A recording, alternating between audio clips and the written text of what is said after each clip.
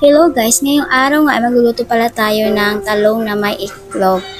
Pagkagising ko pala guys ay uminom na naman ako ng kape at nagkape muna ako para hindi agad akong magutom. Dahil wala nga akong uulamin ngayon, buti na lang may nabili pala yung asawa kong 1 kilong talong kaya ito na lang aking lutuin, isang tortang talong na lalagyan muna ng egg at ilalaga ko muna yan bago yan iprito kasi hindi naman pwede idiretso agad yan kasi hindi yan maluluto bilang tortang talong. So ayun na nga, hinugasan ko na siya kasi ilalaga ko na sa rice cooker. Bali sa rice cooker ko lang siya mga mare kasi wala talaga kasi tayong gasol. Baka maubos agad yung ating biniling gasol. Kunti lang pala naman yun eh. Dapat talaga guys, dapat maglaga tayo. Hugasan talaga natin mabuti. Hindi natin alam kung ano ang ginagawa nito o kaya maraming medicine ang nilagay ito habang tinatanim pa. So ayun na nga, nilagay ko na siya sa rice cooker at sinaksak ko na guys. Bali hindi ko na pala na-videohan yung pagkaluto niya guys. Kaya ito na, tapos ko na siyang balatan at nag-ano na rin ako dito ng egg. Halo-haloin ko na siya, lagyan ko na siya ng magic para mas malasa talaga. Ayan, 4 na ito lang yan guys. Yun yung binibinta namin na papunta ng maduduro. Gaya na ang ginagamit ko, sayang lang naman.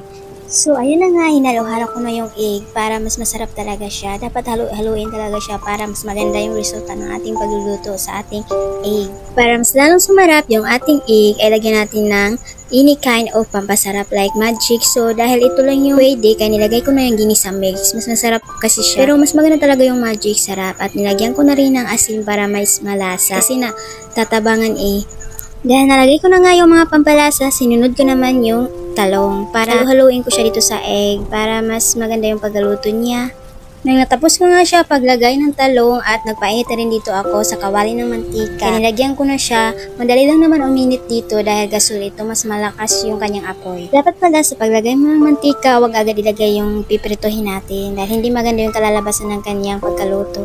So ayun na nga, dahil sa time na yan ay sobrang init kaya nilagay ko na ang talong. O tingnan mo, maganda yung mixture niya. Alam niyo mga marems, maganda talaga magluto nito kapag umaga. Kayo rin ba? Nagluto din ba kayo ng tortang talong kapag umaga? Masarap kasi siya, mare.